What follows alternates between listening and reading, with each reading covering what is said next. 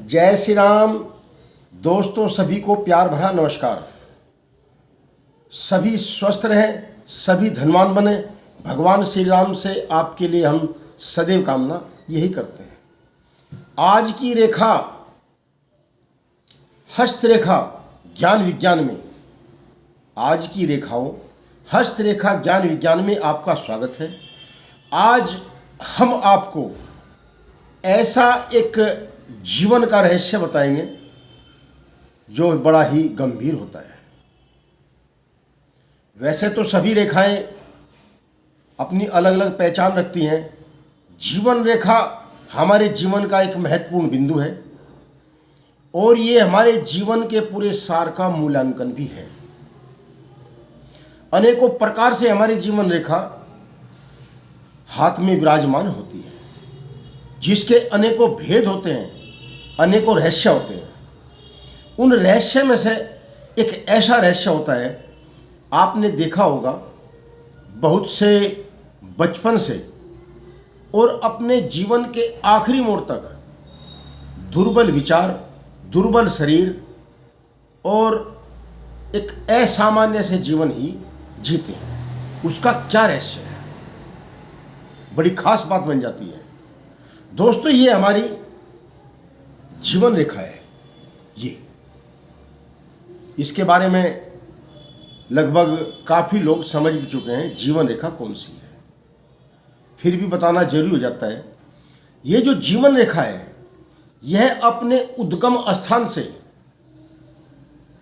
कैसे चलती है, क्या रहस्य देकर निकलती है, इसका क्या सार आगे चलकर बनेगा। तो जब हमारी जीवन रेखा अपने उद्गम स्थान से शंखराकार, शंखला जैसे संकल होती है उस आकार में चलती है, शंखराकार में चलती है, जैसे संकल का आकार होता है ऐसे घूमती हुई जैसे ये चल रही है, तो ये जीवन के किस मोड़ तक आगे इसी प्रकार से चलती है। कई जातक तो जल्दी ही संभल जाते हैं, थोड़े दिन के लिए श्रृंखलाकार जीवन आता है और कई के में काफी टाइम तक आता है। इसके बाद भी रेखा जैसे श्रृंखलाकार है यहाँ तक, इसके आगे थोड़ी बारीक हो गई और आगे अपने आखिरी मोड़ तक ये बिल्कुल बारीक होती चली गई, सूक्ष्म होती चली गई। तो हम इसको, सिद्धांत है हमारा 7 से गुणा करने का। हम इसको 7 से गुणा करते हैं। शुक्र पर्वत का सेंटर और बुध पर्वत का सेंटर हमारा 35 साल की आयु दर्शाता है। ये हमारा मध्य है, ये हमारी 35 साल की आयु है। इससे यदि हम इससे पहले हम गुणा करें 7, 14, 21 और 28, इस प्रकार से ये श्रृंखलाकार लाइफ कई साल तक चलती है, जैसे 7, 14, 21, 28, 35। तो इस हाथ में मैंने 28 साल तक बनाई है। ये 28 साल तक श्रृंखलाकार है। वीडियो बनाने के बहुत लंबी बन जाएगी, अगली वीडियो में इसका और विस्तार बता दूंगा। परंतु 28 साल तक जातक का दुर्लभ शरीर तो रहेगा ही, बीमारियों से भी घिरा रहेगा।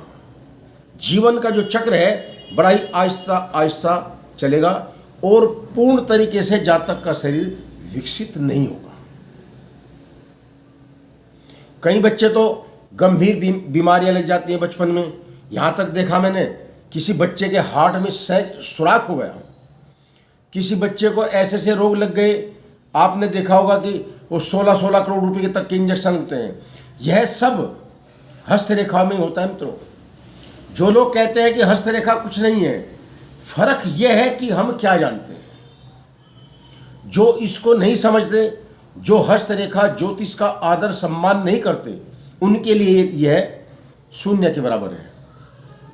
जो आस्था रखते हैं, मानने के लिए तो भगवान भी कुछ नहीं यदि तुम्हारे पास आस्था नहीं है, अपने माँ बाप भी कुछ नहीं यदि तुम्हारे पास आस्था नहीं है। मेरा दावा है, मेरा बहुत बड़ा चैनल तो नहीं है पर मेरे विचार बहुत बड़े हैं। आपको लगते कैसे हैं, क्वालिटी इस बात पर निर्भर करती है। बड़ा गहरा रहस्य लेकर आऊँ मैं उनके लिए, जो बच्चे, जिनके घर में बच्चे पैदा होते हैं और वो सही विकसित नहीं हो पाते। मैं इसका उपाय भी आपको बताऊंगा।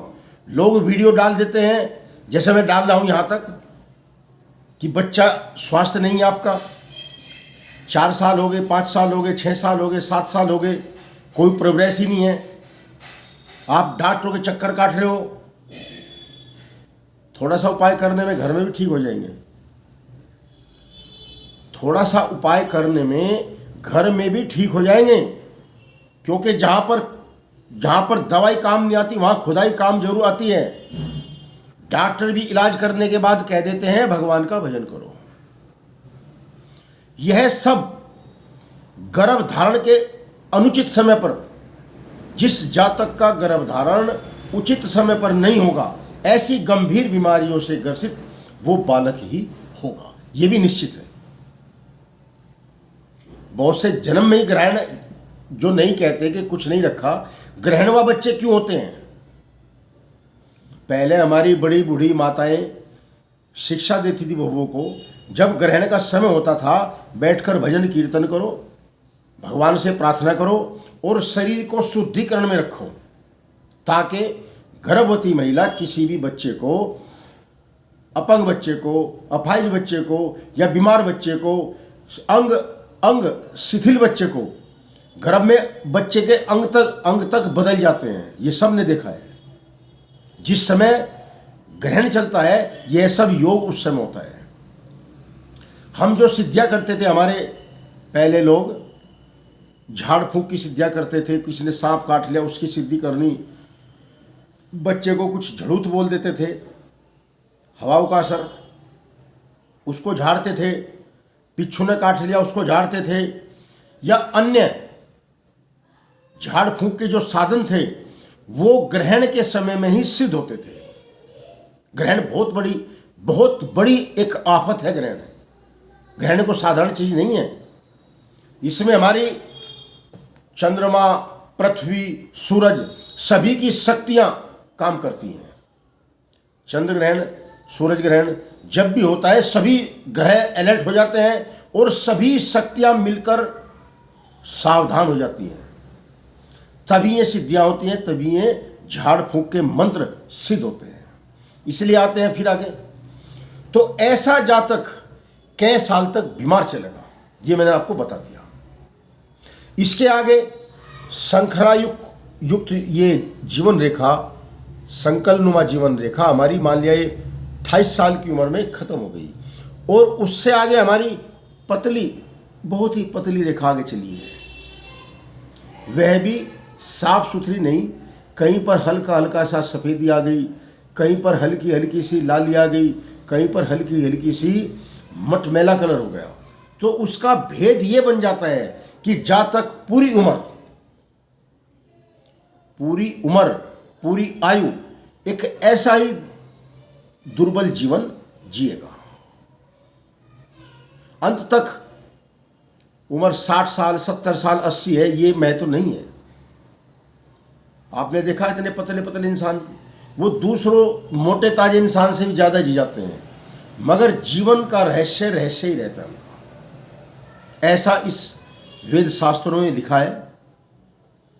मैं अपने आप कुछ नहीं लिख रहा हूँ, ना मैं इतना बड़ा विद्वान हूँ, मैं तो जो समझ में आ रहा हूँ बता रहा हूँ, और जो किताब देख रहा हूँ उनमें आपको बता रहा हूँ। बड़े बड़े शास्त्र, बड़े बड़े किताबें, बड़े बड़े ग्रंथ लिखे हुए हैं हस्तरेखा ज्योतिष के ऊपर, और बहुत कुछ जीवन का रहस्य लिखा हुआ है। तो इसका उपाय है क्या? गर्भ धारण के समय भी सावधान रहना चाहिए, क्योंकि पता सबको होता है, अवस्थाएं होती है गर्भ धारण करने की, एक समय होता है, वो समय शुद्ध हो।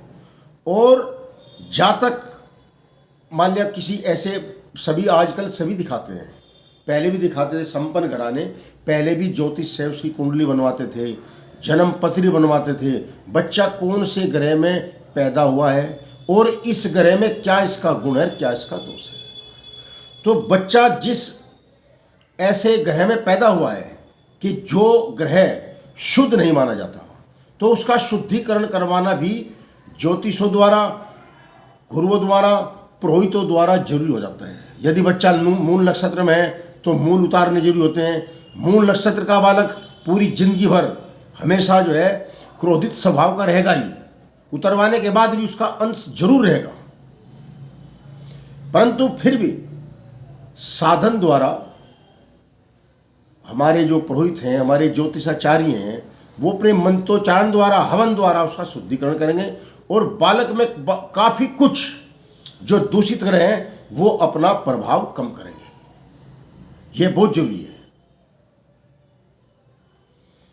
दान बहुत जरूरी है। बच्चे के हम जो बच्चा होता है इसके बाद हम कुआं पूजन कराते हैं, भोजन करवाते हैं। वह भोजन तो था गरीबों के लिए, आज वो बर्थडे पार्टी बन गया तो फिर दूषित परिणाम कैसे सिद्ध होंगे। पहले जो हमारे यहाँ दावतें होती थी, भंडारा करते थे, वो योग्य पात्रों के लिए होता था। आज कुयोग्य पात्रों को भोजन कराया जाता है तो उसका फल नहीं मिल पाता। बड़ी महत्वपूर्ण बात है, बड़ी महत्वपूर्ण रेखा है और मैंने महत्वपूर्ण तरीके से आपको समझा है। ये नहीं कि एक बात बता दी ये रेखा है और काम समाप्त हो गया। ये तो काम शुरू होगा। यदि किसी के हाथ में ऐसी रेखा है, उसको भ्रमित करने के बजाय उसको शुद्धिकरण का उपाय बताएं। मेरा निवेदन है, जो भी चैनल बना रहे अपना, वो कृपया शुद्धिकरण का उपाय जरूर बताएं। यदि कोई रेखा हाथ में इस प्रकार, और भी अन्य रेखाएं हैं, जीवन रेखा पर और भी कितनी रेखाएं ऐसी चलती हैं, एक बार में सब बात नहीं बताई जाती। मैं वीडियो बहुत बनाता हूँ, विशेष बनाता हूँ और जरूरी नहीं कि रोजाना बनाता हूँ, क्योंकि शोध करना पड़ता है, समझना पड़ता है। ये खाने पीने का वीडियो नहीं है कि खड़े हुए बना दिया। बात समझनी पड़ती है, समझानी पड़ती है। मुख्य बात है, फिर कह रहा हूँ, किसी जातक के हाथ में यदि है श्रृंखलाकार रेखा है और जातक बीमार है, जातक नहीं अपने सही रूटीन पर आ रहा है, तो इसके लिए योग्य ज्योतिष का, उसकी कुंडली का, हस्तरेखा किसी देखने वाले का सहारा लें, शुद्धिकरण कराएं और जातक को निर्मल जीवन के लिए तैयार करें। बड़ी खास बात है। बेशक मेरा चैनल बड़ा ना हो। जय श्री राम। यदि किसी जातक के हाथ में, आपके परिवार में कोई जातक बीमार है और वो ठीक नहीं हो रहा है, अनेकों इलाज करवाने पर ठीक नहीं हो रहा, शुद्धिकरण नहीं हो रहा, कृपया संपर्क कर सकते हो। जैसा मेरे पास उपाय होगा मैं आपको हर संभव प्रयास करूंगा। आपको बताऊं, मेरा चैनल सुरेश वर्मा 6336। मैं कोई ज्योतिष या पुरोहित या कोई भ्रमित करने वाला नहीं हूं। मैं एक व्यापारी हूं। केवल मुझे शौक है सेवा करने का, जागरूक करने का। जय श्री राम। सभी को नमस्कार।